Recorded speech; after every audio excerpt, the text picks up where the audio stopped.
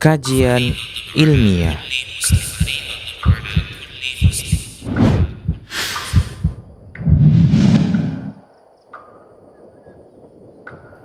Baik, bismillahirrahmanirrahim. Assalamualaikum warahmatullahi wabarakatuh. Alhamdulillahirrabbilalamin. Wassalatu wassalamu ala rasulillah amma ba'du.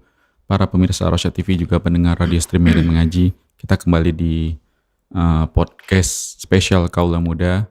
Dan Alhamdulillah sudah bersama kita guru kita Ustadz Muhammad Permana Hafizahullah Ta'ala, yang seperti biasa nanti akan melanjutkan pembahasan kita terkait biografi atau kisah inspirasi dari sahabat yang mulia Umar bin Khattab radhiyallahu anhu. Ini udah menjelang episode-episode terakhir sepertinya, Ustaz. Episode-episode terakhir dari kisah sahabat yang mulia Umar bin Khattab radhiyallahu anhu. Seperti biasa nanti kita akan membuka segmen tanya jawab atau interaktif bagi para pemirsa Rosyad TV dimanapun Anda berada, juga pendengar radio stream dan mengaji yang mau bertanya jawab bisa melalui pesan WhatsApp, SMS atau komentar di kolom komentar platform media sosial kita yang melakukan live streaming.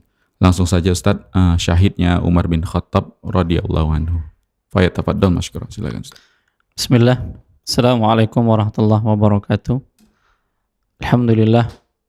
Wassalatu wassalamu ala rasulillah wa alihi wa ashabihi wa man tabi'ahum bi ihsanin ila yaumiddin wa ba'du. Para pemirsa Rosyad TV, para pendengar radio streaming Medan Mengaji yang dimuliakan oleh Allah Subhanahu wa Ta'ala. Seperti yang disampaikan, kita akan ulas terkait dengan syahidnya sahabat yang mulia Umar bin Khattab radhiyallahu ta'ala anhu. Kita awali dari hadis dari Nabi SAW, di mana Nabi SAW mengatakan dalam hadis yang dikeluarkan oleh Imam Ahmad dan Imam At-Tirmidzi, beliau SAW mengatakan, "Man istata'a an yamuta bil Madinah falyamut biha, fa inni ashfa'u liman yamutu biha." Barang siapa yang ingin mati di Madinah, maka matilah di sana. Sesungguhnya aku akan memberikan syafaat bagi orang yang mati di sana. Di sini ada motivasi dari Nabi SAW untuk mati di tanah suci, kota Nabi SAW, tempat hijrahnya Nabi SAW.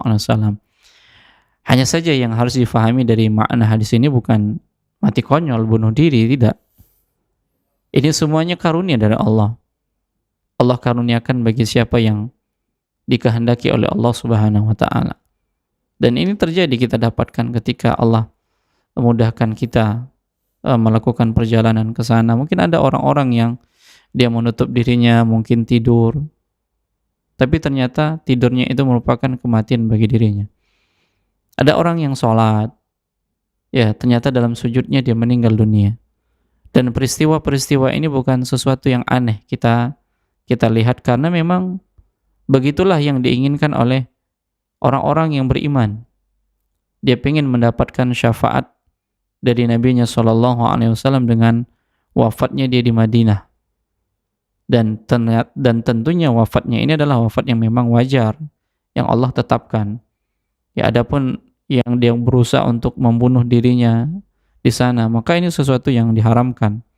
Mengingat di sana adalah tanah haram, yang diharamkan perbuatan-perbuatan kezaliman, apalagi dia berusaha untuk membunuh dirinya sendiri untuk mendapatkan syafaat dari Nabi SAW. Ini sesuatu yang sangat jauh. Dari sini, salah seorang sahabat yang mulia yang bernama Umar bin Khattab berdoa kepada Allah Subhanahu wa Ta'ala. Dan dari doa ini Allah Subhanahu wa Ta'ala mengabulkannya. Allahumma rzuqni syahadatan fisabilik. Ya Allah, karuniakanlah aku, anugerahkanlah kepadaku mati syahid di jalanmu. Waj'al mauti fi baladi rasulika sallallahu alaihi wasallam. Dan jadikanlah kematianku di negeri Rasulmu sallallahu alaihi wasallam. Jadi dua yang diminta oleh Umar bin Khattab dalam doanya kepada Allah Subhanahu wa Ta'ala. Yang pertama, mati syahid di jalan Allah Subhanahu wa Ta'ala, ya walaupun tidak di medan peperangan. Yang ini yang disampaikan oleh Nabi SAW, man sa'ala syahadatan bisidqin, Ballaghahullahu manazila syuhada walau mata ala firasyihi. Barang siapa yang meminta kepada Allah mati syahid, ya, Allah Subhanahu wa taala akan sampaikan derajat syahid untuknya walau mati di atas tempat tidurnya.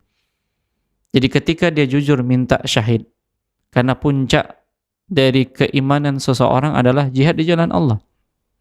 Ya, dirwatu sanamihi jihad fi sabilillah. Puncak dari keislaman seseorang itu adalah berjihad di jalan Allah Subhanahu wa taala.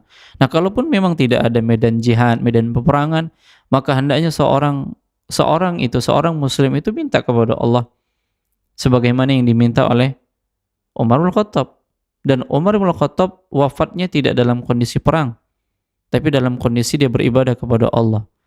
Dan beribadah kepada Allah Subhanahu wa taala ini salah satu meninggal dalam kondisi syahid.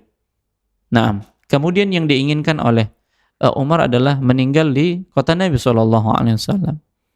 Nah, yang beliau bersama dengan Nabi, bersama dengan Abu Bakar, dan beliau menginginkan kalau ketika meninggal dunia ya di kota Rasulullah SAW. Nah, Sa'id bin Al-Musayyib bercerita, sekembalinya Umar bin Khattab dari Mina, Umar singgah di salah satu wilayah disebut Abu Tah. Nah, di tempat itu beliau membuat gundukan dari tanah.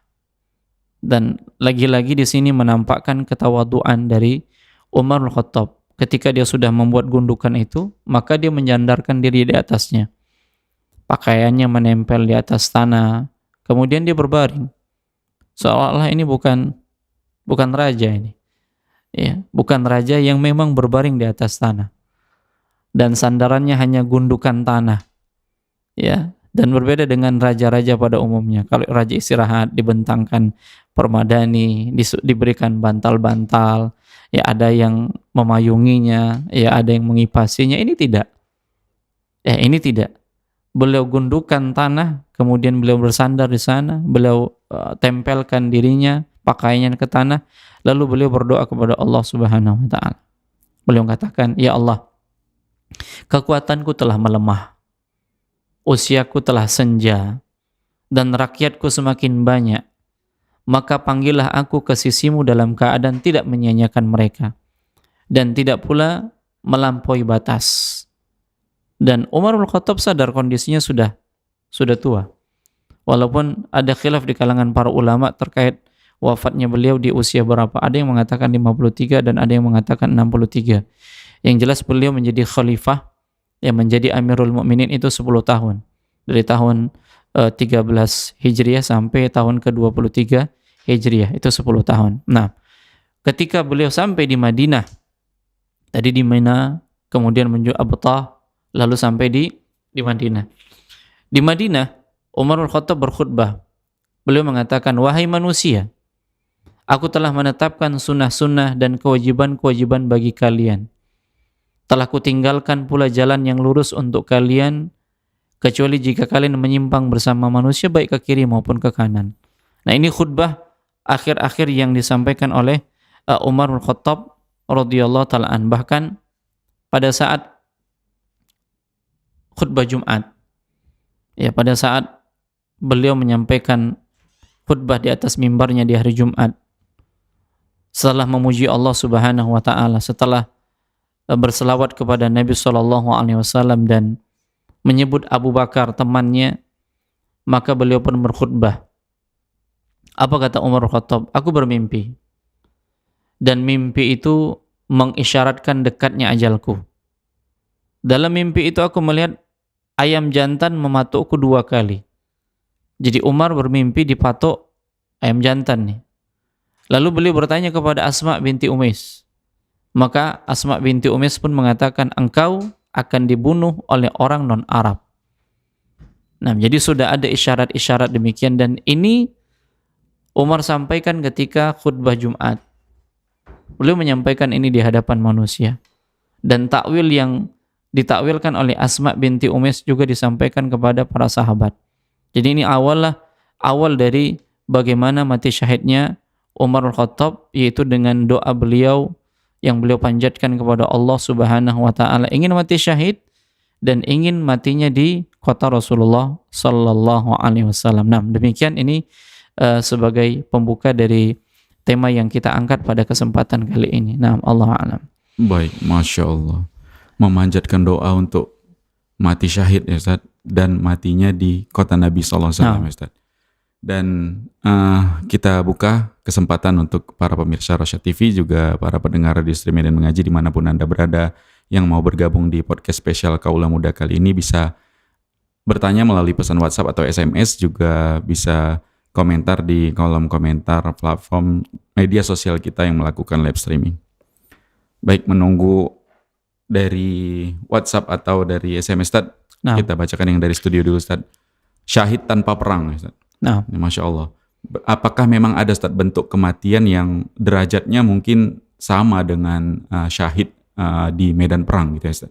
Taib. Apakah ada derajat yang sama?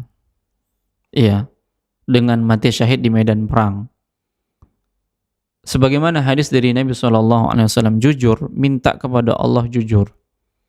Man sa'alallaha syahadatan bisidqin. Syaratnya adalah kejujuran. Dan ini akan didapatkan. Ya, syahid seperti ini akan didapatkan walaupun dia tidak mati di medan peperangan. Tapi matinya itu dalam beramal soleh. Ini mati masuk ke dalam mati syahid.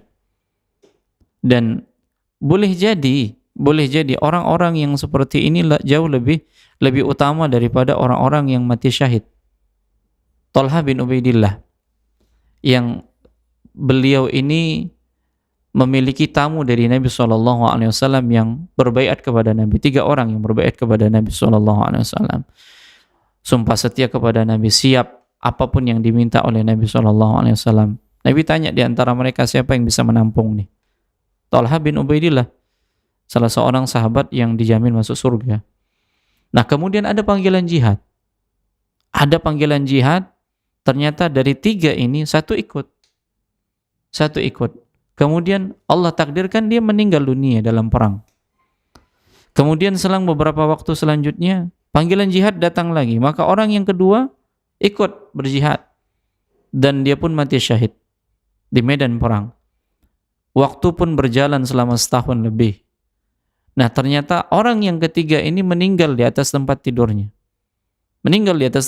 Bukan mati syahid. Kemudian Thalhah bin Ubaidillah ini bermimpi dalam tidurnya. Ternyata dia melihat ketiganya masuk surga. Dan ternyata yang pertama masuk surga, iringan yang pertama masuk surga itu yang terakhir meninggal dunia, yang dia mati di atas tempat tidur. Kemudian orang yang kedua meninggal dunia dan orang yang pertama meninggal dunia itu urutan yang terakhir. Sampai pada akhirnya beliau terheran nih, dan beliau sampaikan kepada para sahabat akan keheranannya. Yang mati syahid terakhir dan dia tidak, yang mati terakhir dan dia tidak mati di dalam medan jihad, hanya mati di atas tempat tidurnya, ini yang paling utama. Kemudian sampailah berita ini kepada Nabi SAW.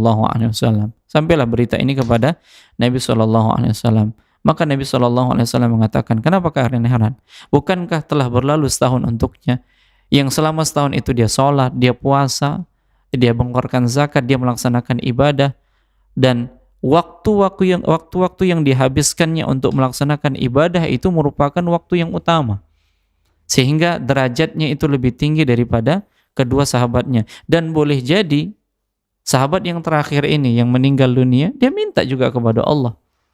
Ya, jadi syaratnya apa? Seorang itu minta kepada Allah, mati syahid dengan jujur, kemudian dia habiskan waktunya untuk beribadah kepada Allah Subhanahu wa taala. Nah, yang seperti ini sama derajatnya seperti orang yang mati syahid. Jadi bukan tertutup kemungkinan bagi kita untuk mendapatkan derajat syahid, karena Nabi SAW mengatakan kalau hanya orang yang mati syahid di medan perang berarti syahid dari kalangan umatku sedikit. Ya, karena tidak selamanya perang, dan sekarang tidak ada peperangan, yang ada perang hujah sekarang. Perang untuk menyampaikan hujah kebenaran. Iya, dengan apa? Dengan ilmu, bukan dengan pedang. Nah, jadi yang mati syahid itu banyak, sehingga syarat agar seseorang itu mendapatkan syahid meskipun dia meninggal di atas tempat tidurnya adalah jujur meminta kepada Allah Subhanahu wa taala. Dan berapa banyak para sahabat, bahkan kita tahu nih Khalid bin Walid itu panglima perang yang memang digantikan di masa Umar, tapi di zaman Abu Bakar beliaulah yang menjadi panglimanya, tapi tidak meninggal ketika perang, Tidak di medan perang. tidak di medan perang. Nah, namun karena adanya kejujuran meminta kepada Allah, maka tetap dikatakan dia mati syahid. Utsman mati syahid. Ali bin Abi Thalib juga mati syahid, ditikam ketika hendak melaksanakan sholat subuh, ketika berjalan hendak melaksanakan sholat subuh. Nah, demikian, Allah a'lam. Baik, Masya Allah. Dan masih di segmen pertama tadi Ustaz. Nah, Umar berdoa tadi, itu kan di usia senja tadi Ustaz, dari Benar. kisah yang Ustaz sampaikan. Doa yang artinya ini doa bagi yang usianya telah senja aja, atau kaula muda kita yang belum berusia senja tentunya masih bisa mengamalkan doa ini Ustaz. Atau lebih prioritas berdoanya ya minta dipanjangkan usianya, diberkahi umurnya biar bisa melakukan hal-hal yang lebih bermanfaat untuk agama ini, atau seperti apa Ustaz? Nah, tadi ada dua doa. Doa yang mana nih? Yang mati syahid, atau syahid, memang ya.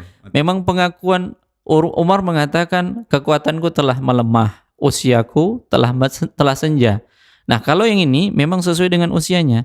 Tapi kalau yang tadi, Allahumma rzuqni syahadatan fi sabilik, ya Allah anugerahkanlah aku mati syahid di jalanmu, boleh meskipun anak muda. Kan kita nggak tahu nih. Iya. Boleh jadi Allah Subhanahu wa taala panjangkan usia kita, tapi tetap saja Allah anugerahkan kepada kita mati syahid. Yaitu melakukan amalan soleh. Ya, intinya kematian yang kita inginkan itu adalah mati syahid. Ya, walaupun kita berharap diberikan umur yang berkah, ya diberikan umur yang berkah oleh Allah Subhanahu wa taala, dipanjangkan, kemudian memberikan maslahat yang banyak, kan seperti itu. Tapi intinya kalaupun dimatikan, berharap matinya mati syahid. Seperti itu. Jadi yang seperti ini, doa yang seperti ini boleh saja diucapkan, boleh saja diminta bagi anak-anak muda. Ya, nggak ada masalah, karena perkara kematian adalah ketetapan Allah Subhanahu wa taala, dan boleh jadi seorang itu dipanjangkan usianya atau dibatasi usianya oleh Allah Subhanahu wa taala, dan yang lebih utama sebagaimana Nabi SAW sampaikan, barang siapa yang mampu mati di Madinah, maka hendaklah dia mati di sana. Ya, tapi dengan catatan tadi apa? Dengan catatan ya matinya memang sesuai dengan kondisinya. Ya, dan ini motivasi nih. Motivasi untuk apa? Ya sering-seringlah ke Madinah. Sering-sering ke Madinah. Iya, ya Madinah Rasulullah ya. Ya, bukan Madinah yang di Sumut. Mandiling Natal itu. Nah.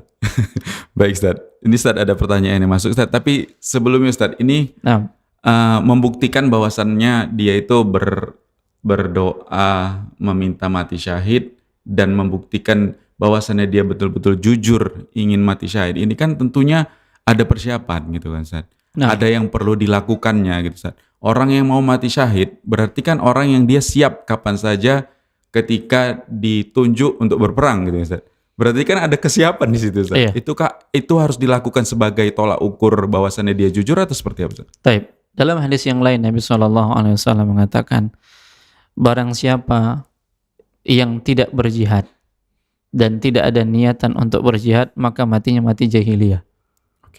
Nah, artinya apa? Harus ada nih, keinginan untuk berjihad itu harus ada. Karena ini merupakan cita-citanya seorang muslim. Tapi jihad yang dimaksud di sini yang memang jihad melawan orang-orang kafir. Nah, ketika medan peperangan ini tidak ada, ya masih banyak jihad-jihad yang lain. Ya, masih banyak syahid-syahid yang lain. Maka itu tadi dia minta. Nah, dengan kata lain, ketika dia memang menginginkan syahid, apakah dia harus ada persiapan? Ya, ada persiapan.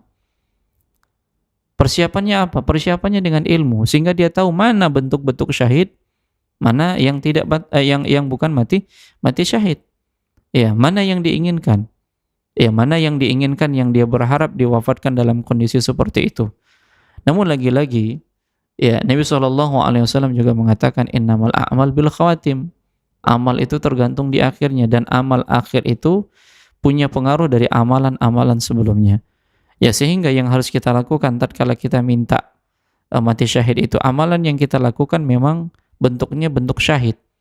Ya, di antara syahid adalah melakukan amalan-amalan di jalan Allah, beribadah semaksimal mungkin, melakukan ketaatan kepada Allah Subhanahu wa taala. Karena di antara bentuk syahid itu adalah mati di atas ketaatan kepada Allah Subhanahu wa taala. Jadi yang seperti ini berusaha mewaspadai diri dari segala bentuk kedurhakaan, kemaksiatan yang menghalangi seorang itu mati syahid.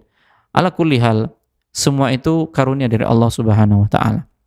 Ya, karunia dari Allah Subhanahu wa taala. Mungkin ada orang yang maksiatnya yang sudah tak terhitung lagi, tapi karena Allah inginkan kebaikan pada dirinya, pada akhirnya dia diwafatkan, diberikan taufik oleh Allah, kemudian di atas itulah dia diwafatkan oleh Allah Subhanahu wa taala. Karena Nabi SAW mengatakan, barang siapa yang Allah Subhanahu wa taala inginkan kebaikan kepada dirinya, maka dia akan dipergunakan, yusa'malahu. Ya. Man aradallahu bi khairan, barang siapa yang Allah inginkan kebaikan pada dirinya, yusta'malahu, maka dia akan dipergunakan. Kemudian para sahabat mengatakan, bagaimana dipergunakan?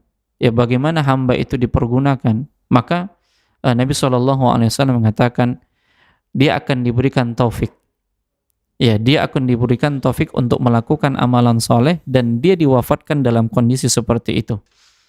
Jadi mungkin awal-awalnya dia penuh dengan kemaksiatan, di penghujung dari kehidupannya dia diberikan taufik, dan ini menunjukkan Allah menginginkan kebaikan pada dirinya. Maka mintalah kepada Allah agar Allah jadikan kita termasuk ke dalam hamba-hamba yang Allah inginkan kebaikan, yang dengan itu diberikan taufik oleh Allah, yang dengan itu pula dia akan diwafatkan dalam kondisi demikian. Allah a'lam. Baik, Masya Allah. Jazakumullah khairan Ustaz. Dan sebelum kita masuk ke segmen berikutnya Ustaz, ini ada pertanyaan dari pemirsa Rosyad sepertinya Ustaz. Anda bacakan Ustaz. Seperti yang disampaikan oleh Ustaz tadi, bahwasannya Umar dapat merasakan detik-detik terakhir ajalnya. Apakah ini merupakan keutamaan Umar saja Ustaz? Dan apakah di saat sekarang ini ada manusia yang dapat keutamaan seperti itu? Fadhol Ustaz. Nah, ada ungkapan yang disampaikan oleh Nabi SAW, di mana Nabi SAW mengatakan, di antara umat sebelum kalian terdapat beberapa muhaddats, orang yang diberi ilham, sedangkan mereka bukan para nabi. Jika di antara umatku terdapat orang yang seperti mereka, maka dia adalah Umar. Ini ungkapan Nabi SAW. Jadi Nabi SAW menyebutkan sosok di antara para sahabatnya itu, kalau ada yang diberikan ilham, itulah Umar. Itulah Umar. Jadi ucapan-ucapannya ini berketepatan dengan turunnya Al-Quran. Banyak peristiwa yang memang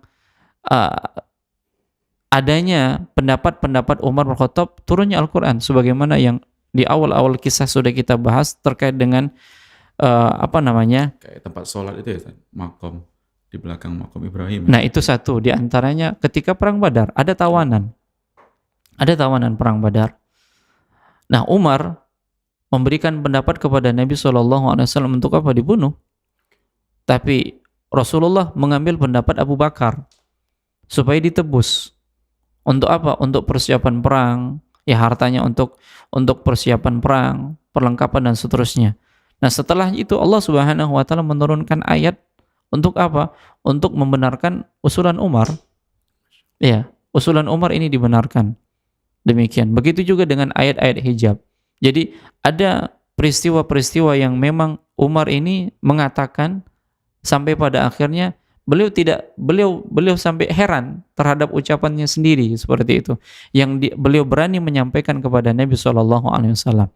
Yang beliau berani menyampaikan. Jadi yang seperti ini namanya firasat. Ya, sesuatu yang ada pada diri seorang muslim yang dia merasakan sesuatu yang lain. Dan memang kondisinya kita kembali kepada apa yang dikatakan oleh Nabi SAW, a'maru ummati ma baina sittina wa sab'in. Usia umatku itu antara 60 sampai 70. Nabi meninggal dunia usia 63, Abu Bakar meninggal dunia 63 juga, dan Umar juga di usia seperti itu. Jadi kalau dikaitkan dengan hadis-hadis Nabi SAW, lalu firasat yang beliau seperti itu kita katakan tepat. Ya, Karena apa? Karena bersandarkan pada dalil.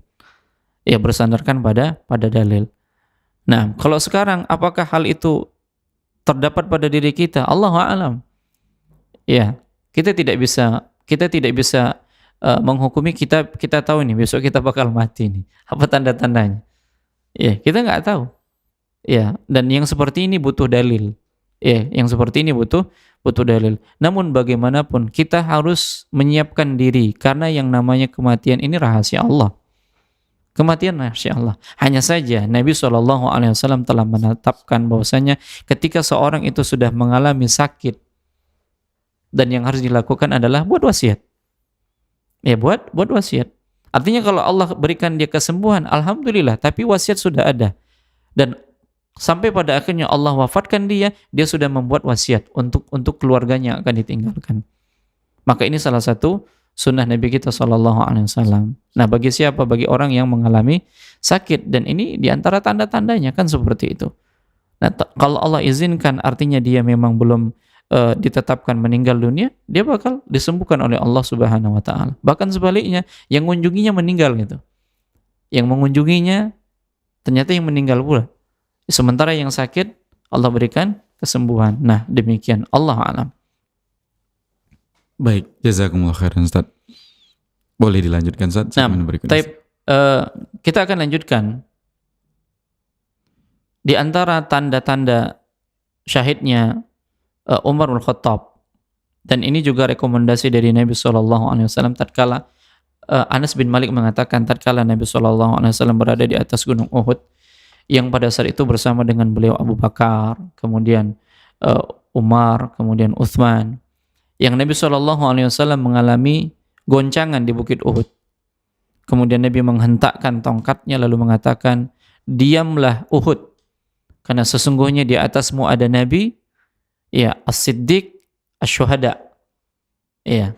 Jadi Nabi SAW menyebutkan rentetannya. Yang pertama Nabi, kemudian as-siddiq maksudnya Abu Bakar, kemudian asy-syuhada maksudnya Umar bin Khattab dan Utsman bin Affan. Nah, para pemirsa yang dimuliakan oleh Allah, Umar juga bertanya ini. Ya, Umar juga pernah bertanya di detik-detik beliau akan meninggal dunia. Beliau bertanya kepada kepada para sahabat, siapa di antara kalian yang mendengar hadis Rasulullah SAW tentang fitnah? Siapa di antara kalian nih? Kemudian Hudzaifah ibn Yaman pun menyebutkan, aku menghafal benar dari Nabi SAW. Beliau mengatakan, ya, sampaikan kepadaku. Maka Hudzaifah mengatakan, fitnah seorang itu dalam keluarganya, hartanya, tetangganya, dan dapat dihapuskan dengan salat, sedekah, amar ma'ruf, nahi mungkar. Umar mengatakan, bukan yang seperti itu yang aku ingin ketahui, tapi fitnah bagaikan gulungan ombak yang besar. Maka Hudzaifah pun mengatakan, ya, yang Hudzaifah ini sebenarnya tahu bahwasanya Umar ini akan mati syahid dengan hadis dari Nabi SAW.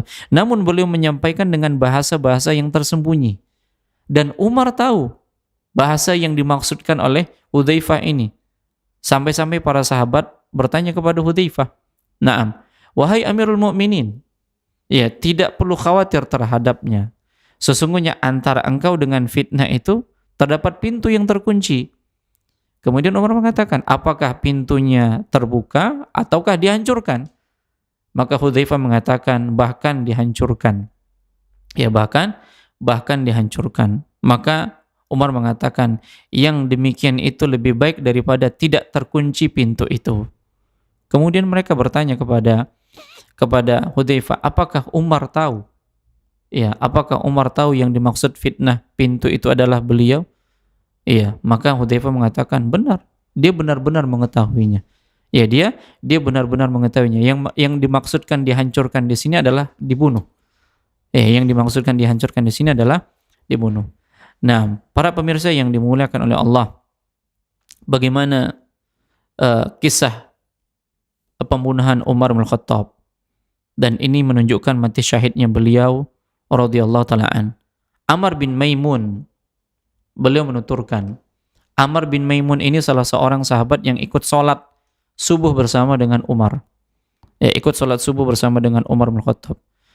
Nah, ketika itu beliau mengatakan, ketika itu tidak ada orang yang memisahkan aku dan Umar kecuali Abdullah ibnu Abbas. Maksudnya Umar menjadi imam, kemudian Abdullah ibnu Abbas ini saf yang pertama, Amr bin Maimun ini saf yang kedua.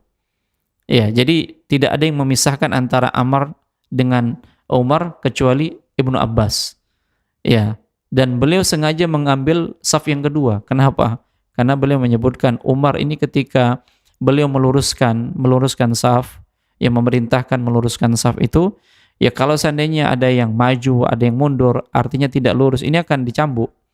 Ya, bentuknya ancaman seperti itu, karena pentingnya meluruskan saf. Ketika sudah lurusnya, maka Umar pun melaksanakan sholat. Kemudian ketika beliau bertakbir, ya ketika beliau bertakbir menjalankan sholat subuh, maka pada saat biasanya Umar itu membaca ayat-ayat yang panjang pada rakaat yang pertama, yang tujuannya untuk apa? Untuk menunggu sahabat-sahabat yang masbuk, sehingga mereka mendapatkan rakaat. Ya, panjang bacaan yang dibaca Umar bin Khattab. Nah, pada akhirnya ketika beliau ditikam, sampai pada akhirnya beliau mengatakan, seekor anjing telah memakanku. Ya, Umar mengatakan yang seperti itu dia. Nah, dan orang kafir yang menikam ini pun lari, sambil dia membiarkan pedang yang bermata dua itu di tangannya, dan menebas sahabat yang ada di sekitarnya.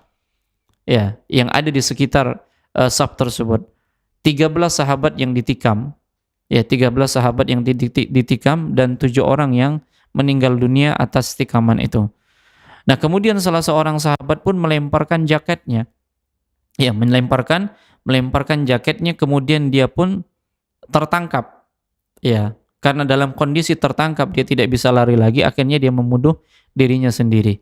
Ya, dia membunuh dirinya sendiri. Nah, seperti itu dia para pendengar yang dimuliakan oleh Allah. Kemudian pada akhirnya dekat mihrab, Umar pun memegang tangannya Abdurrahman ibnu Auf untuk menggantikan posisi Umar sebagai imam sholat. Orang-orang belakang tidak tahu nih. Yang tahu hanya orang-orang yang berada di saf terdepan. Ya, salah satunya adalah Amr bin Maimun. Sementara orang-orang belakang ini sudah nggak kedengaran lagi suara Umar. Nah, ketika mereka tidak mendengarkan suara Umar, maka mereka mengatakan subhanallah. Ya, mungkin Umar lupa dan lain sebagainya. Tapi pada akhirnya digantikan oleh Abdurrahman ibnu Auf, dan beliau tidak memanjangkan sholat. Artinya menyegerakan sholat. Nah, dan pada kondisi seperti itu, ya pada kondisi seperti itu, Umar ini sahabat yang dekat dengan Ibnu Abbas. Yang kita pernah menceritakan bahwasanya Umar pernah membawa Ibnu Abbas ke sahabat-sahabat senior perang Badar. Nah, beliau mengatakan kepada Ibnu Abbas, ya, wahai putra Abbas, ya, aku ingin kamu mencari tahu apakah perbuatan ini direncanakan oleh sekelompok orang. Maka Ibnu Abbas pun keluar. Dia melewati orang-orang. Ya, dia bertanya dan lain sebagainya. Dan sampai pada akhirnya dia pun kembali kepada Umar bin Khattab. Ketika dia kembali kepada Umar bin Khattab, Ibnu Abbas mengatakan, budak milik Al-Mughirah. Ya, orang kafir. Ya, budak milik Al-Mughirah. Umar mengatakan, pekerja buruh itu benar. Semoga Allah membinasakannya. Padahal aku pernah memerintahkan suatu kebaikan untuknya. Jadi Umar ini pernah memerintahkan kepada budaknya milik Al-Mughirah ini untuk membuat penggilingan. Ya, membuat penggilingan yang lain dari yang lain, karena budak milik Al-Mughirah ini pandai pengrajin kayu. Ya, orang kafir yang bernama Abu Lu'lu' Al-Majusi. Ya, seorang Majusi, ya, orang kafir seperti itu dia. Naam, sampai pada akhirnya dia mengatakan, ya, sesungguhnya ya, engkau dan ayahmu itu menginginkan banyak mereka di sini. Jadi sahabat yang paling banyak budaknya itu Abbas. Ya, orang tuanya Ibnu Abbas. Banyak budak-budaknya, dan budak-budaknya dari kalangan orang-orang kafir, seperti itu dia. Kemudian Ibnu Abbas mengatakan, jika demikian, aku akan melakukannya, aku akan membunuhnya untukmu. Maka Umar mengatakan, Kamu mengada-ngada, apakah engkau akan melakukannya setelah mereka berbicara sebagaimana bahasa kalian, menghadap kiblat sebagaimana kiblat kalian, dan berhaji sebagaimana haji kalian? Artinya sudah masuk Islam nih. Ya sudah masuk Islam. Jadi tidak perlu ada penyesalan lagi. Tidak ada penyesalan lagi. Sampai pada akhirnya Umar pun digotong ke rumah. Ya, setelah mengetahui siapa yang membunuhnya, yaitu seorang majusi budaknya Mirik Al-Mughirah, beliau pun digotong ke rumah Umar bin Khattab. Nah, demikian.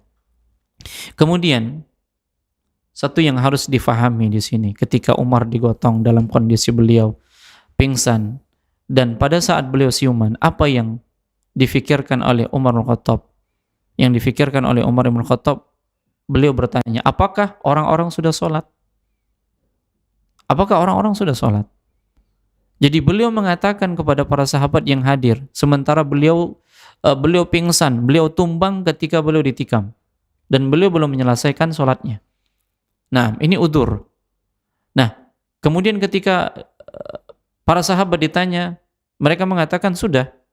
Lantas Umar bin Khattab mengatakan, la hadza fil Islam liman taraka sholat. Tidak ada keuntungan, tidak ada bahagiannya di dalam Islam bagi orang yang meninggalkan sholat. Ini peringatan. Ya, ini peringatan dari Umar bin Khattab. Bahkan sampai beliau ingat tuh sholat beliau belum selesai. Sehingga pada saat Umar bin Khattab melaksanakan sholat, ya manusia mengira nggak ada kejadian apa-apa. Ya, tidak terjadi sesuatu apapun pada diri Umar. Ya, sehingga mereka semuanya optimis bahwasanya Umar ini tidak mengapa. Namun ketika dia diberikan minuman, ya nabi, yaitu rendaman air kurma untuk mendinginkan kondisi, ya pada akhirnya keluarlah. Ya, kemudian diberikan susu itu pun keluar dari luka-lukanya. Sampai di situ orang-orang mengatakan Umar akan wafat. Karena minuman yang diberikan kepadanya itu tidak menetap dalam tubuhnya, tapi keluar dari luka-luka tikamannya. Nah, demikian. Nah, jadi sampai seperti itulah kondisi Umar bin Khattab. Beliau perhatian dengan sholat. Ya, beliau perhatian dengan sholat walaupun beliau dalam kondisi seperti itu. Nah, sholat ini merupakan perkara yang sangat penting. Nah, demikian. Allah a'lam. Baik, Masya Allah, jazakumullah khairan Ustaz. Dan kita kembali buka kesempatan atau berikan kesempatan kepada para pemirsa Rosyad TV, juga pendengar radio stream Medan Mengaji yang mau bergabung di podcast spesial Kaula Muda kali ini, bisa melalui pesan WhatsApp atau SMS, juga bisa komentar di kolom komentar platform media sosial kita yang melakukan live streaming. Ustaz, tadi terkait isyarat atau bahasa, apalah kita bilang, dari sahabat Huzaifah tadi, Ustaz. Nah, tentang akan syahidnya Umar bin Khattab radhiyallahu anhu. Ini yang kita sorotin sebenarnya, Ustaz, ketinggian bahasa ya, Ustaz, ketinggian bahasa dan kemampuan umat Nabi Muhammad lah kita bilang, Ustaz, terhadap bahasa ini luar biasa ya, Ustaz. Ingin menyampaikan sesuatu aja dengan bahasa-bahasa yang indah, pesan-pesan yang tersirat gitu ya, Ustaz. Kalau kita tarik ke zaman kita ini, Ustaz, ini kan seperti langgeng, Ustaz.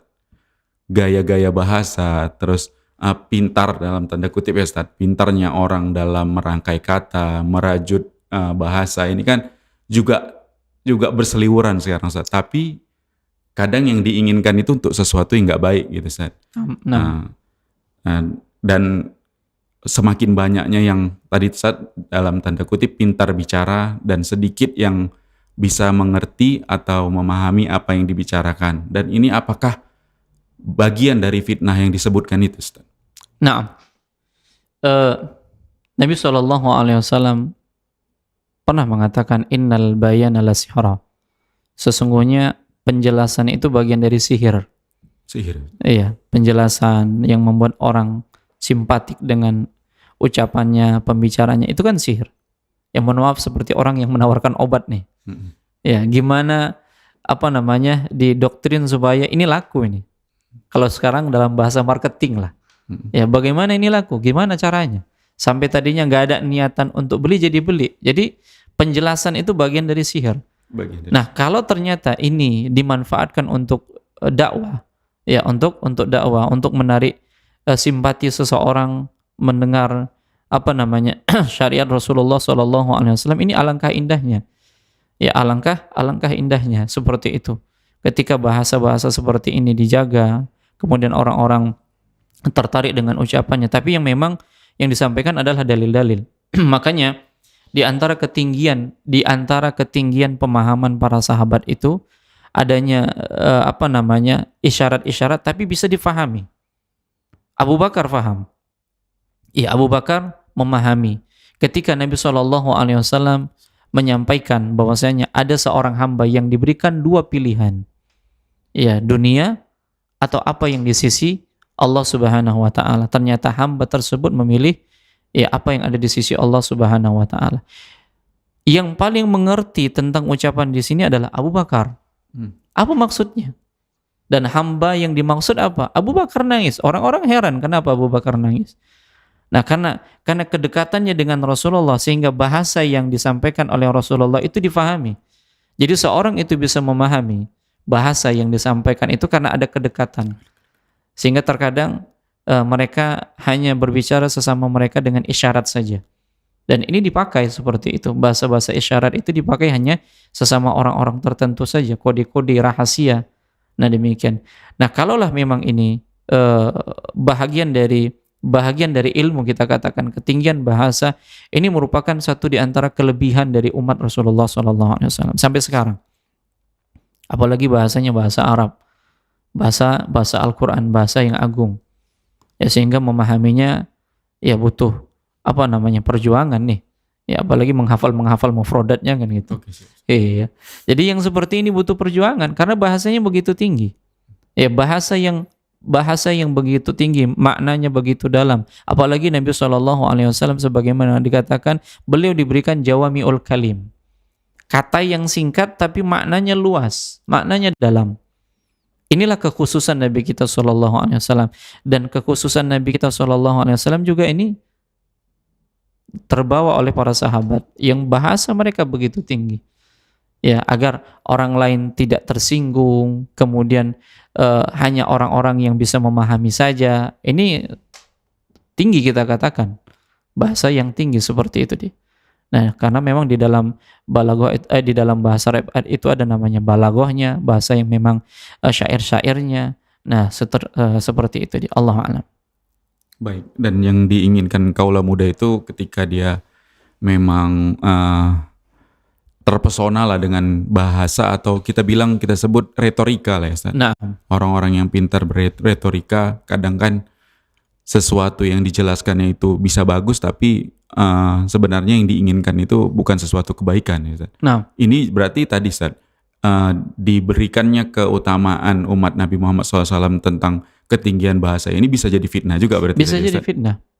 Ya, itu tadi terkadang ada orang yang punya pemahaman yang keliru, tapi dia berusaha menyembunyikan pemahamannya itu dengan gaya bahasanya yang apik. Orang-orang tidak ada kekeliruan kok, bagus kok bahasanya, kan seperti itu dia. Nah, yang seperti ini kalau kita tidak memahaminya, tidak mendalaminya, kita akan terikut. Karena memang ini di antara kelebihan yang Allah Subhanahu wa taala berikan ya dengan gaya bahasanya. Ya, bagaimana dia bisa memikat orang lain, ya orang itu bisa menerima dengan ucapannya, dan yang menjadi fitnah adalah ada pesan-pesan fitnah di sana. Ada pesan-pesan yang tidak baik yang ingin disampaikan, ada pemahaman-pemahaman yang menyimpang ingin disampaikan, tapi dengan gaya bahasa yang indah, inilah yang menjadikan seorang itu ketika dia tidak faham, dia akan terima. Dan dia tersihir dengan ucapan seperti itu. Nah, makanya lagi-lagi kita harus terus belajar nih. Ya, apalagi berkaitan tentang masalah-masalah prinsip. Sehingga kita tidak terkecoh dengan gaya bahasa yang disampaikan, yang pada akhirnya kita anggap, bahasanya santun, kemudian gak ada masalahnya. Bagi kita orang yang mendengarkan, ya mungkin sekali dua kali, ya belum berkecimpung lebih dalam, belum memahami dengan mana yang pemahaman yang salah, mungkin kita katakan iya, nggak ada masalah. Apalagi ditambah dengan adabnya yang begitu santun, ya adabnya yang begitu santun, yang memang ini bagian dari dakwah sebenarnya. Tapi kalau digunakan, ya dibonceng dengan pemahaman yang nggak baik, ya pada akhirnya orang-orang akan terfitnah. Demikian. Masya Allah. Ustaz, sedikit Ustaz, masih di segmen kedua tadi Ustaz. mau tahu sedikit nih Ustaz, mana tahu ada riwayatnya yang diceritakan dalam sejarah kita Ustaz, dalam sejarah Islam terkait Umar bin Khattab radhiyallahu anhu ini Ustaz. Siapa Majusi ini Ustaz? Kok kesannya konyol dan nekat gitu ya Ustaz. Dia di tempat kaum muslimin yang pada saat itu sangat berjaya, berani menikam atau membunuh pimpinannya langsung gitu Ustaz. Ini apa Ustaz? Nah, yang ada dalam jiwa ini Ustaz. nah, Silakan. yang seperti ini, dia ini adalah budaknya Al-Mughirah bin Syu'bah. Ya, dan ini mahir, seorang Majusi. Abu Lu'lu' al-Majusi ini seorang yang mahir dalam kerajinan kayu. Nah, kenapa sampai pada akhirnya dia membunuh Umar bin Khattab? Ya, tentunya yang pertama dia orang kafir. Yang kedua memang Abu Lu'lu' ini pernah mengajukan keluhannya kepada Umar. Tapi Umar nggak terima. Ya, Umar tidak terima. Terkait dengan apa? Terkait dengan pajak yang harus dikeluarkannya. Dia tidak mampu. Ya, tidak mampu mengeluarkan pajak yang dituntut oleh majikannya. Ya, jadi dia harus mengeluarkan berapa yang diminta oleh majikannya. Dia nggak mampu memberikan seperti itu. Dan pada akhirnya dia melaporkan kepada Umar bin Khattab, tapi Umar tidak menggubris itu untuk antara dia dengan majikannya seperti itu. Nah, inilah awal munculnya. Ya, awal munculnya ada dendam terhadap Umar bin Khattab. Ya, ada dendam terhadap Umar bin Khattab sehingga dia ini orang kafir ini ingin membunuh hanya perkara sepele. Ya, hanya perkara sepele, tidak aspirasinya, ya curhatannya tidak diterima oleh Umar bin Khattab. Nah, wajar karena apa? Karena dia di bawah kendali majikannya, kan seperti itu. Apa yang diinginkan oleh majikannya? Ya, apa yang diinginkan oleh majikannya dia harus penuhi, dia harus bayar, misalnya dia bekerja, dia harus bayar kepada majikannya berapa sekian. Nah, itu yang dia tidak sanggup. Makanya melapor kepada Umar bin Khattab. Nah, demikian. Baik, Masya Allah. Dan tadi Ustaz, mungkin ini sebelum ke segmen berikutnya Ustaz, ketika sadar dari pingsan akibat tikaman tadi Ustaz Umar bin Khattab radhiyallahu anhu, yang ditanya tadi tentang sholat ya Ustaz.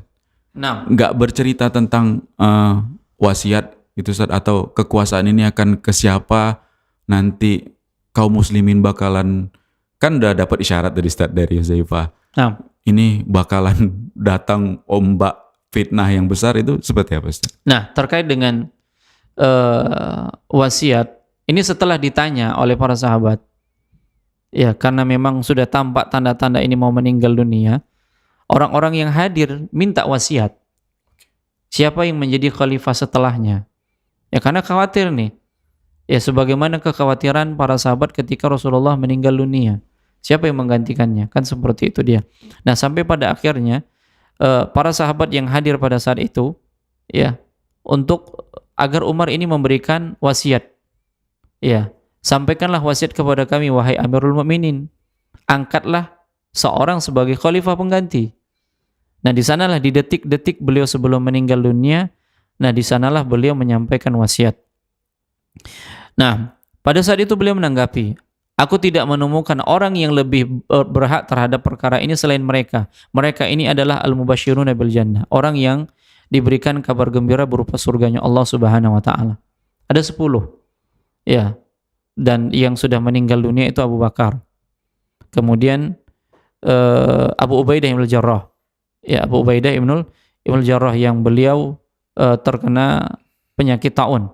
Ya, terkena penyakit taun. Nah, seperti itu dia, dan tinggallah beberapa sahabat yang lain. Nah, jadi yang tersisa Utsman ibnu Affan, Ali bin Abi Thalib, Abdurrahman ibnu Auf, kemudian Sa'ad bin Abi Waqqas, kemudian Thalhah bin Ubaidillah, Zubair bin Al-Awwam. Nah, walaupun di sana ada Sa'id bin Zaid ini tidak dimasukkan.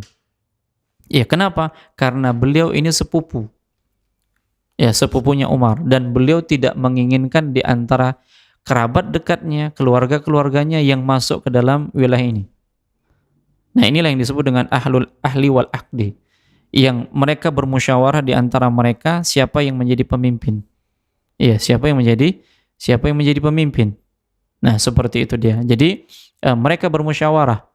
Ya, ambil dari mereka ini yang jadi pemimpin siapa. Nah, ternyata Umar berpesan ya untuk tidak memasukkan Abdullah bin Umar.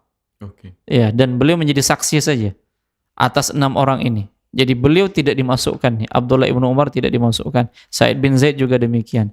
Lalu beliau berpesan, ya, kalau seandainya yang terpilih adalah Sa'ad bin Abi Waqqas, ya sungguh aku memberhentikannya bukan karena pengkhianatannya.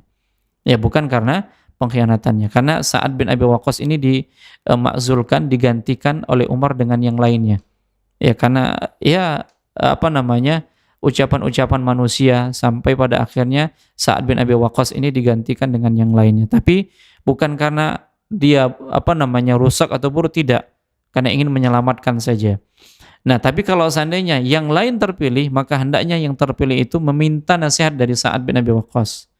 Hanya saja dari enam ini 3 memberikan suara mereka kepada sahabat yang lain. Tolha mengundurkan diri, memberikan kepada sahabat yang lain. Kemudian Zubair memberikan kepada sahabat yang lain. Sa'ad bin Abi Waqqas memberikan kepada sahabat yang lain. Jadi tinggal 3. Ali, Utsman, kemudian Abdurrahman. Nah, pada akhirnya Abdurrahman pun ingin memberikan haknya kepada 2 orang ini. Siapa yang memang bisa menjalankan kekhalifahan. Dari 2 orang yang ditanya ini, ya, maka Abdurrahman condong kepada Utsman dengan jawabannya. Akhirnya ya, Utsman pun dibaiat menjadi khalifah kaum muslimin pada saat itu. Jadi ini berdasarkan permintaan dari para sahabat untuk memberikan wasiat siapa yang menjadi khalifah setelah Umar bin Khattab. Nah, seperti itu dia. Jadi di samping itu ada momen yang sangat menakjubkan, ya, dan ini di antara kebijaksanaan dari Umar bin Khattab. Ya, pada saat beliau siuman, ada seorang pemuda yang datang kemudian memuji Umar bin Khattab. Bergembiralah wahai Amirul Mukminin dengan kabar gembira dari Allah. Engkau bersahabat dengan Rasulullah. Engkau memeluk Islam sejak awal dakwahnya. Engkau pun menjadi pemimpin yang mampu berlaku adil dan engkau akan mati syahid. Maka Umar mengatakan, sungguh aku berharap semua itu dianggap setimpal. Artinya tidak ada pahala yang aku peroleh dan tidak pula ada hukuman yang aku terima. Jadi apa yang sudah dilakukan, dan ini bentuk ketawaduan lagi. Hanya saja ketika pemuda ini berpaling dari Umar setelah beliau memujinya, yang mengatakan mati syahid, beliau pun paling. Umar lihat nih, ya, sarungnya menyentuh tanah. Panggil lagi. Ya, panggilkan pemuda itu. Artinya pada saat beliau dalam kondisi sekarat, beliau masih menyampaikan amar ma'ruf nahi munkar. Oke. Naam. Kemudian Umar mengatakan, iya benar akhi, wahai anak saudaraku, angkatlah sarungmu, yang demikian itu lebih memelihara pakaianmu dan lebih menunjukkan ketakwaan kepada Allah Subhanahu wa taala. Artinya pemuda ini menggunakan sarungnya isbal. Nah, ini yang dipesankan Umar. Jadi walaupun demikian dia melihat ada kemungkaran. Bahkan Hafsah, ya, anak beliau, istri Nabi SAW, karena kedudukannya sebagai ummahatul mukminin, nggak bisa bilang apa-apa lagi. Ya, tapi Umar tidak suka dengan tangisan-tangisan yang berlebihan. Ya, ini diperingatkan juga. Yang seperti ini diperingatkan juga. Nah, seperti itu. Ini kondisi-kondisi akhir dari Umar bin Khattab. Nah, sampai pada akhirnya Umar pun berpesan kepada Ibnu Umar, wahai Abdullah, datanglah ke rumah Ummul Mukminin Aisyah radhiyallahu taala anha. Sampaikan dari Umar bin Khattab, bukan Amirul Mukminin, karena setelah ini aku bukan Amirul Mukminin lagi. Ya, agar aku dikuburkan di sebelah kuburan kedua sahabatku. Itu Rasulullah SAW dan Abu Bakar As-Siddiq. Maka datanglah Ibnu Umar menyumpai Aisyah, yang pada saat itu Aisyah tengah nangis. Ya, tengah bersedih. Nah, kemudian Ibnu Umar menyampaikan keinginan orang tuanya. Lalu Aisyah mengatakan, sesungguhnya aku sudah menyiapkan untuk diriku. Tapi ya, pada akhirnya aku akan mengutamakan dia daripada diriku sendiri. Jadi kalau kita katakan, ya, makam, kuburan atau lahat yang memang ada itu sudah disiapkan untuk Aisyah. Ya, sudah disiapkan untuk Aisyah. Tapi ternyata Umar meninggal dunia dan menginginkan ya dikuburkan di samping kuburan sahabatnya. Pada akhirnya ini ithar, mengutamakan orang lain daripada diri sendiri. Nah, akhirnya Ibnu Umar pun pulang. Kemudian orang-orang mengatakan Ibnu Umar sudah sampai. Akhirnya ya Umar bin Khattab minta didudukkan. Berita apa yang engkau bawa? Maka Ummul Mukminin Aisyah telah mengizinkan. Ya, telah mengizinkan bahwasanya engkau dikuburkan di sana. Nah, kemudian beliau pun memuji Allah Subhanahu wa taala. Alhamdulillah, tidak ada yang lebih berarti bagiku daripada itu. Nah, setelah aku meninggal, bawalah jasadku ke rumah Aisyah.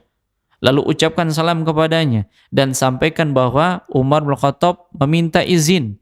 Jika dia mengizinkan, masukkanlah, tetapi ketika dia tidak mengizinkan, maka kuburkanlah aku di kuburan kaum muslimin. Nah, lagi-lagi Umar ini menampakkan adab. Ya, kalaupun sudah dibawa, diusung jenazahnya ini sampai ke rumahnya Aisyah, minta izin. Walaupun tadi sudah dikatakan boleh, tapi minta izin lagi. Dan pada akhirnya ya Allah Subhanahu wa taala ya karuniakan apa yang diinginkan oleh Umar bin Khattab. Beliau pun meninggal dunia. Ya, beliau pun meninggal dunia, kemudian dibawalah Umar bin Khattab menuju rumahnya Aisyah, kemudian dikuburkan di sebelah kuburan Abu Bakar As-Siddiq radhiyallahu taala an. Dan inilah pertemanan di dunia, pertemanan di kuburan, dan pertemanan di surganya Allah Subhanahu wa taala. Karena Nabi SAW mempersaudarakan antara Umar dengan Abu Bakar As-Siddiq radhiyallahu taala. Ini keinginan.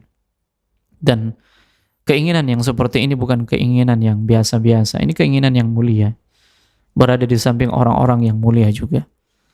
Oleh karenanya ketika kita mungkin sulit untuk mendapatkan yang seperti itu, paling tidak kita merasa mendapat peluang dengan hadis Nabi SAW, di mana Nabi SAW mengatakan anta ala man ahbabta, engkau akan dikumpulkan bersama dengan orang-orang yang engkau cintai. Artinya dengan kita menyampaikan biografi para sahabat yang mulia ini, muncullah kecintaan kita kepada mereka. Berusaha kita meneladani mereka, walaupun memang dari sisi amalan kita tidak akan mungkin bisa menyayangi amalan mereka, tapi paling tidak satu keutamaan yang telah disampaikan oleh Nabi SAW, kalaupun di dunia kita tidak dipertemukan, kita berharap dikumpulkan mereka bersama dengan mereka ya pada hari kiamat kelak. Allah Ta'ala alam. Baik, Masya Allah, jazakumullah khairan Ustaz. Ustaz, tadi Ustaz di segmen terakhir ini Ustaz, segmen terakhir ya? Memang terakhir Ustaz? Iya. Karena udah berakhir dengan indah, Masya Allah Ustaz. Ustaz, Abdullah bin Umar di umur berapa Ustaz? Apakah memang kaitannya dengan umur nih Ustaz? Nggak diajukan atau nggak direkomendasikan, atau memang syariat melarang adanya seperti kekuasaan yang diwariskan Ustaz? Nah, Abdullah bin Umar, kalau kita hitung nih, ya Abdullah ibnu Umar ini baru ikut dalam perang Tabuk. Artinya perang Tabuk itu tahun ke-5, tahun ke-6 Hijriyah. Ya, tahun ke-6, tahun ke-5 Hijriyah, di usianya 15 tahun. Ya, di usianya 15 tahun. Kemudian ketika Rasulullah SAW meninggal dunia 11 Hijriyah, ya usianya baru 20 tahun. Dan bapaknya meninggal dunia usianya pada saat itu di tahun ke-23 Hijriyah. Di tahun ke-23 Hijriyah, lebih kurang 30-an lah. Udah matang. Ya, sudah matang. Ya, memang sudah matang. Tapi kenapa tidak mau dipilih? Kenapa Ibnu Umar ini tidak diinginkan oleh Umar bin Khattab untuk dijadikan ini namanya wilayatul ahdi, yaitu pemimpin yang lama memberikan jabatannya kepada pemimpin yang baru. Ya, dan inilah 3 sistem kepemimpinan yang ada. Yang pertama tadi dengan wasiat, yang ada musyawarah yang dilakukan oleh kaum muslimin, orang-orang tertentu. Kemudian yang kedua wilayatul ahdi, yang pemimpin yang akan meninggal dunia ini akan memberikan kepemimpinannya kepada yang selanjutnya, ya. Dan yang ketiga itu dengan cara di luar dari Islam. Ya, apakah itu dengan cara yang sekarang terjadi seperti pemilu, demokrasi, atau kudeta, ya, sampai pada akhirnya dia bisa menguasai, orang-orang tunduk kepadanya, nah dia dijadikan pemimpin. Ya, dia dijadikan pemimpin. Nah, Umar bin Khattab punya wilayah itu. Ya, punya wilayah itu. Bisa saja memberikan kepada anaknya Abdullah bin Umar, tapi beliau tidak menginginkan. Ya, beliau tidak menginginkan. Nah, begitu juga dengan sepupunya, Dan sepupunya ini juga termasuk adik iparnya. Ya, karena menikah dengan Fatimah binti Al-Khattab, seperti itu dia. Nah, tapi beliau tidak menginginkan. Artinya Umar sendiri pada dasarnya tidak menginginkan kepemimpinan. Ya, Umar sendiri tidak menginginkan kepemimpinan, dan itu tampak ketika Abu Bakar As-Siddiq mengatakan, sesungguhnya pemimpin itu dari Quraisy. Dan kalau seandainya kalian ingin menjadi pemimpin, maka pilihlah dua orang ini, Abu Ubaidah atau Umar. Maka Umar merasa marah ketika ditunjuk oleh Abu Bakar, sampai-sampai beliau mengangkat tangan lalu membaiat Abu Bakar. Nah, ini menunjukkan apa? Beliau tidak ingin seperti itu. Dan kepemimpinannya juga itu karena apa? Karena wilayatul ahdi. Ya, Abu Bakar mewasiatkan agar Umar menjadi pemimpinnya. Dan itu tidak beliau lakukan kepada anaknya. Dan beliau tidak menginginkan jabatan itu untuk anak-anaknya, untuk kerabatnya, tidak sama sekali. Ya, karena apa? Karena tanggung jawabnya besar. Dan beliau tahu bagaimana kondisi anak-anaknya. Demikian. Allah a'lam.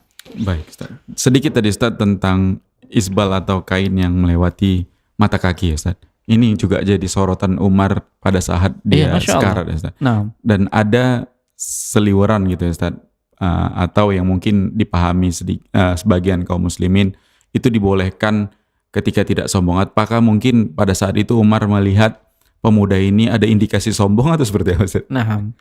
Nah, ini kan masalah khilafiyah memang. Tapi yang jelas, dalil-dalil yang menunjukkan seperti itu tidak ada unsur kesombongan. Ya. Dan Umar tidak mengatakan, panggil dulu dia. Lalu tanya, apakah sombong atau enggak ditanya. Ya, tidak ditanya. Artinya tetap saja haram. Ya, walaupun ini di sebagian madhab ini makruh. Ya, yang seperti ini adalah hukumnya makruh, kan seperti itu dia. Ya, kalau tidak sampai kepada taraf kesombongan. Nah, tidak sampai bentuknya pengharaman seperti itu.